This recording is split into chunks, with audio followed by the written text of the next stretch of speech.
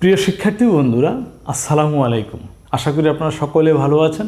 আলহামদুলিল্লাহ, আমিও ভালো আছি। আজকে আমরা শিখব বেশ কিছু গুরুত্বপূর্ণ বাংলা জটিল শব্দ। এই শব্দগুলোর বানান এবং অর্থ আমরা অনেকেই জানি না। অতএব একেবারে শুরু থেকে শেষ পর্যন্ত মনোযোগের সাথে আমরা প্রত্যেকটি শব্দের বানান দেখব এবং অর্থ জানার চেষ্টা করব। তো চলুন শুরু করি। আমাদের আজকের প্রথম শব্দটি হচ্ছে গুঞ্জন। এই গুঞ্জন কথার অর্থ হলো কথা, আলোচনা, মুখরতা ইত্যাদি। গুঞ্জন মানে কি? কথা, আলোচনা বা মুখরতা, এটাই কি গুঞ্জন। গুঞ্জনের বানানটা খেয়াল করেন, কত পেশ, তাই না? দেখলে কি মনে হয় যে অনেক জটিল। অতএব আমরা একটু ভালোভাবে খেয়াল করি। গুঞ্জনের বানানটি হচ্ছে গ রস্য উকার, গু। খেয়াল করবেন, গ রস্য উকার কি হয়? গু। নয় ঝ, নয় জ মানে দন্ত ন আর বর্গীয় জ দুইটা একসাথে যুক্ত হয়ে হয় নয় জ। এই নয় জ কীভাবে লিখি একটু ভালোভাবে খেয়াল করেন। আপনি আগে এখানে দন্তন্বয়ের রূপটা দিয়ে নেন, ঠিক আছে? এরপর এটার গোড়া থেকে এই বর্গীয় জোর মূল ফিগার টান দেন। ওকে, এইবার জটা এখানে দিয়ে শেষ করে এই জয়ের কোল ঘেঁষে ইয়ের যে শেষের অংশটা ইয়, ওই অংশটা এখানে লাগিয়ে দেবেন। তবে এখানে কিন্তু ইয় নেই। আসলে এই বর্ণের মধ্যে কিন্তু ইয় নেই, আছে কি দন্তন আর বর্গীয় জ। কিন্তু এইখানে এই দুইটা যুক্ত হয়ে ইয়ের মতো একটা অংশ এখানে লাগবে। ওকে, এখন হয়েছে নয় জ, গ রসুকার গু, নয় ঝ এবং একটা ন, কি হয়ে গেল? গুঞ্জন। ব্যাপারটা কেমন লাগলো? জটিল নেই? খুব জটিল। তাইলে গ রসুকার গু, নয় ঝ ন, গুঞ্জন মানে কি? কথা, আলোচনা ইত্যাদি। ট্যাক্স, ট্যাক্স মানে কি? ট্যাক্স কিন্তু ইংরেজি শব্দ, যদিও আমরা বাংলায় বলে থাকি। এই ট্যাক্স মানে হইল কর। যেমন আপনি বাজার থেকে একটা শার্ট কিনলেন, আর এটার জন্য সরকারকে কিন্তু 10 টাকা ট্যাক্স দেওয়া লাগলো। আপনি জানেন কি না? আপনি যেখানেই আছেন, বাজার থেকে যা কিছু কিনেন, আপনি যা কিছু ব্যবহার করেন, এই সব কিছুর উপরই কি আছে? সরকারি একটা ট্যাক্স আছে। এমনকি আপনি একটা ব্লেড কিনলেও সেটার উপর কিন্তু ট্যাক্স আছে। মানে আপনি সরকারকে ট্যাক্স দিয়ে ব্লেড কিনলেন। যা হোক, অপ্রাসঙ্গিক কথা না বলি। তাইলে সেই ট্যাক্স এর বাংলা অর্থ হইল কর, কর, ঠিক আছে? জি, তো ট্যাক্স বানানটা কীভাবে হয়েছে একটু খেয়াল করি। আচ্ছা, আমরা এখানে চলে আসি। ট্যাক্স দেখেন, ট জফলা, ট জফলা আকার ক সংযুক্ত দন্ত স। খেয়াল করেন কিন্তু এটা কি? কয়ের সাথে এই যে নিচ থেকে এইভাবে দিলাম, এটা কি রফলা? না না, এটা কিন্তু রফলা না, এটা হচ্ছে দন্ত স। এটা এখানে একটা বেশ ঝামেলা আছে। এই রফলার মতো করে যে অংশটা এখানে দিলাম দেখলেন, এটা কিন্তু এই কয়ের সাথে এখানে মিশ্রিত, লাগানো। যদি এই জায়গাটা লাগানো না হইতো তাইলেই কিন্তু এটা রফলা, ঠিক আছে? এই বিষয়ে কিন্তু খেয়াল করবেন। যদি আপনি মনে করেন যে এটা ক দন্ত স, তাইলে কয়ের সাথে এই অংশটা লাগাতে হবে, মিলিয়ে দিতে হবে। আর যদি মনে করেন যে না, এটা তো রফলা ব্যবহার করছি আমি, ঠিক আছে, তাইলে কি করতে হবে? এখানে কিন্তু মিলানো যাবে না, তাইলে নিচে এটা ফাঁকা থাকতে হবে, ঠিক আছে? বুঝলেন কিন্তু? তাই এখন কি হয়েছে? ট্যাক্স, ট জফলা আকার ক সংযুক্ত দন্ত স, ট্যাক্স মানে কর। ওকে, পরের শব্দ বিস্তৃত। বিস্তৃত মানে কি? ছড়ানো। বিস্তৃত মানে কি? ছড়ানো, ছড়িয়ে ছিটিয়ে থাকা ইত্যাদি। বিস্তৃত, বিস্তৃতর বানানটা খেয়াল করি। ব রস্যইকার বি, দন্তস সংযুক্ত ত, রিকার, বিস্তৃ, তার সাথে একটা ত, বিস্তৃত। ওকে, ব হ্রস্ব ইকার বি, দন্ত স সংযুক্ত ত রিকার ত, বিস্তৃত। বিস্তৃত মানে ছড়ানো। পরের শব্দ চঞ্চল। চঞ্চল মানে কি? অস্থির।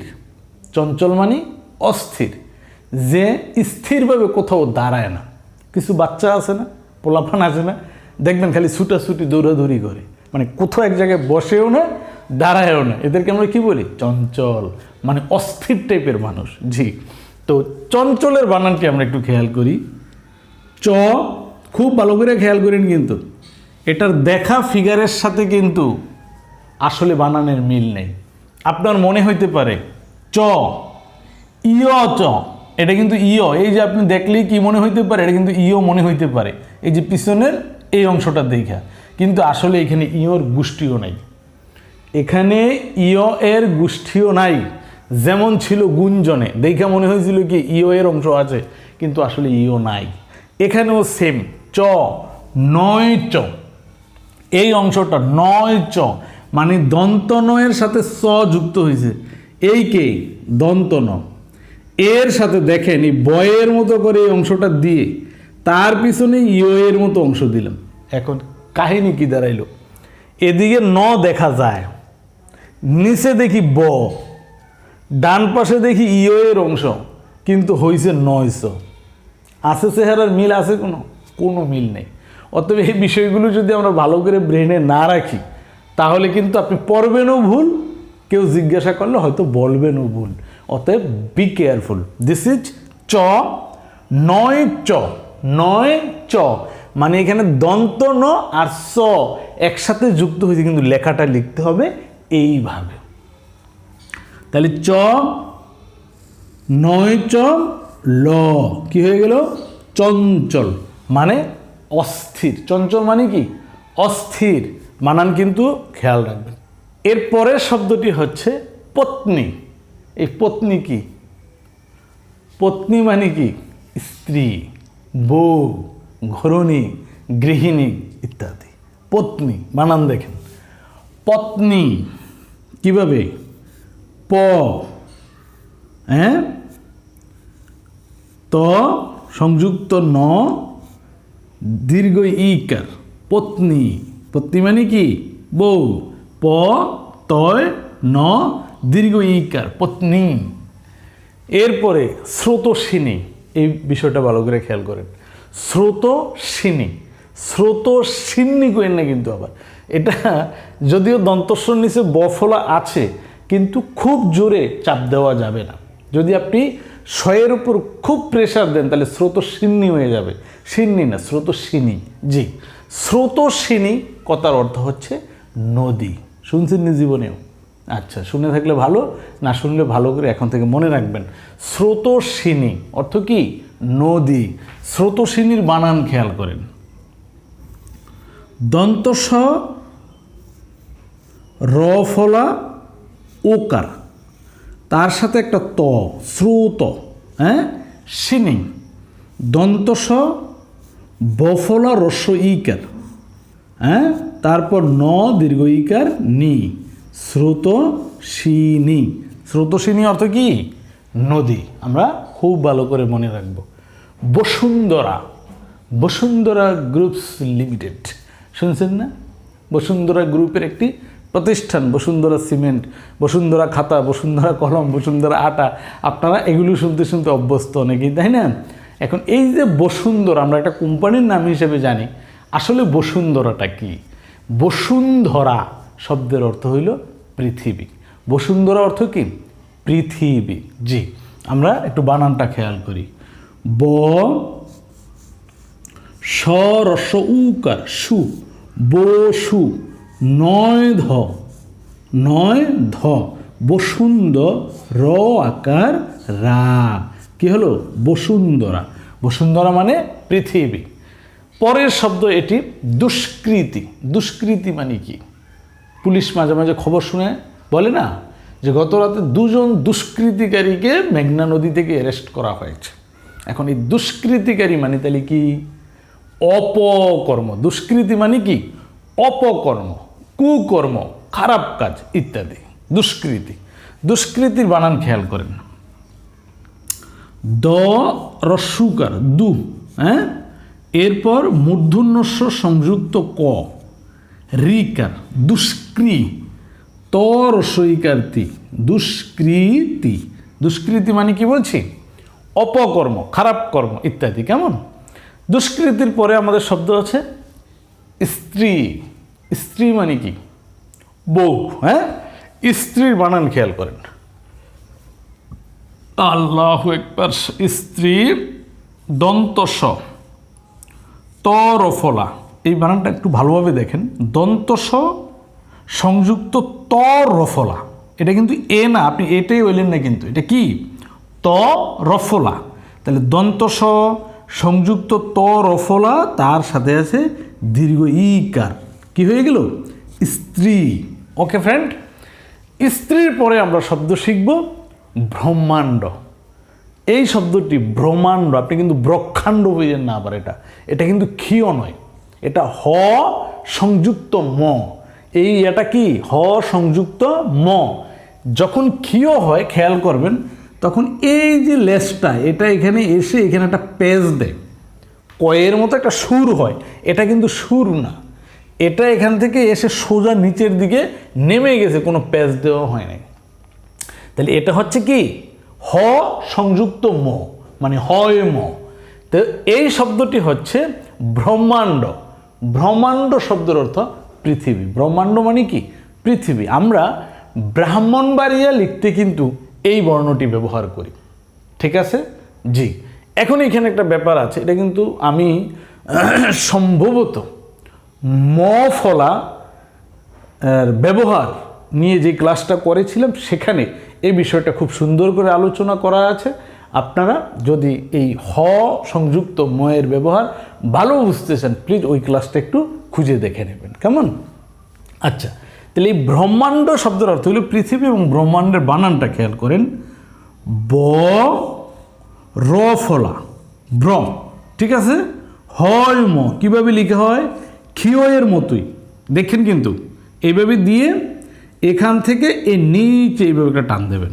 এখানে কিন্তু কোনো শূন্যের মতো করে প্যাচ দেওয়া যাবে না। কি হলো? ব্রহ্মা আকার দিলাম, ব্রহ্মা, তার সাথে নয়ড। নয়ড এর বানানটা হচ্ছে এইরকম, এই দিয়ে, হ্যাঁ খেয়াল করবেন, এই দিয়ে এ কি হচ্ছে? ব্রহ্মাণ্ড।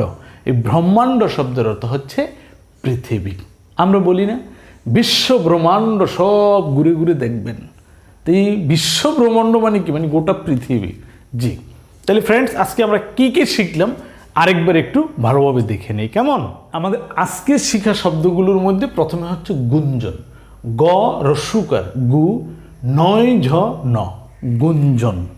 তারপর ট্যাক্স, ট জফলা আকার ক সংযুক্ত দন্ত স, ট্যাক্স। বিস্তৃত, ব রস্যইকার বি, স সংযুক্ত ত রিকার ত, বিস্তৃত। চঞ্চল, চ নয় চ ল, চঞ্চল। পত্নী, প ত সংযুক্ত ন দীর্ঘিকার, পত্নী।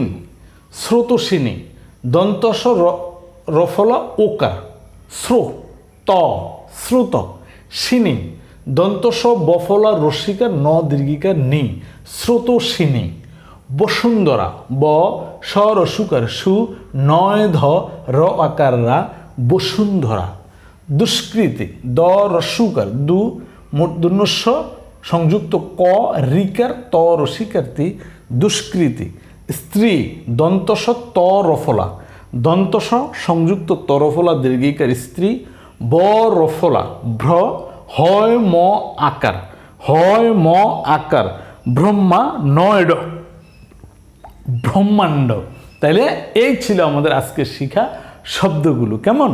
দেখেন এই শব্দের এক একটা চেহারার দিকে চাইলে কিন্তু বাংলা যে সহজ, এইটা বলার আমার মনে হয় কোনো সুযোগ নেই।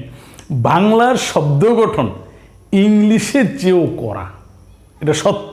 অনেক ঝামেলার, অনেক পেঁচানো। ইংরেজি কিন্তু এত ঝামেলা না, ইংরেজি এত পেঁচের না, মাত্র 26টা বর্ণ দিয়ে গোটা ইংলিশ। আর আসলে ইংরেজি এই সহজ হওয়ার কারণেই কিন্তু ইন্টারন্যাশনাল ভাষা। যাই হোক, আমরা যে কথায় আছি, তো আমাদের নিজেদের ভাষা তো মাতৃভাষা, যত প্যাসেরি হোক আর যাই হোক, এটা বলে বা এটা পরেই কিন্তু শান্তি পাই। ইংলিশ পরে কিন্তু শান্তি পাই না আমরা, ঠিক না কথাটা? জি, যা হোক। তো ফ্রেন্ডস, এই শব্দগুলো সুন্দর করে আপনারা শিখে নেবেন। আর আজকের ক্লাস আশা করি আপনাদের ভালো লেগেছে। যদি ভালো লাগে অবশ্যই একটা লাইক, আপনাদের কোনো বুদ্ধি পরামর্শ কথা যদি থাকে পারলে কমেন্টস, আর আপনি আমার চ্যানেলে একেবারে নতুন হয়ে থাকলে চ্যানেলটি সাবস্ক্রাইব করে পাশে থাকা বেল বাটনটি ক্লিক করে দেবেন, যেন প্রতিদিন আমার ক্লাসগুলো সবার আগে আপনার কাছে পৌঁছে যায়। তো ভালো থাকবেন, সুস্থ থাকবেন, সুন্দর থাকবেন, পৃথিবীর যেখানেই থাকেন। আজকে এখানেই শেষ করছি। আসসালামু আলাইকুম। মনে কি চায় যেতে গড় ছেড়ে বহু দূরে, প্রকৃতির রূপ রস আর বাহারি রঙে রাঙাতে মন। ছুতে চাও নীল আকাশ আর মেঘমালা, যদি হারাতে চাও নীল জলরাশির মহাসমুদ্রে কিংবা সাপদ সংকুল বন বনানীতে, please subscribe my new channel Paryatak the traveller.